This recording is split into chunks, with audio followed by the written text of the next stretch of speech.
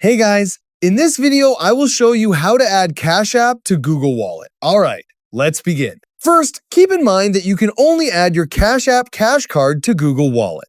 Your Cash App balance cannot be added directly, so make sure you have an active Cash Card linked to your Cash App account before proceeding.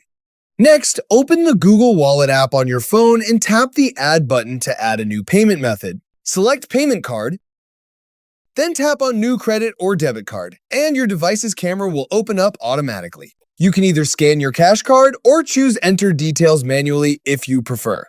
After that, enter your Cash Card information, including the card number, expiration date, CVV code, and billing address. Take a moment to verify that all the details are correct to avoid any verification issues.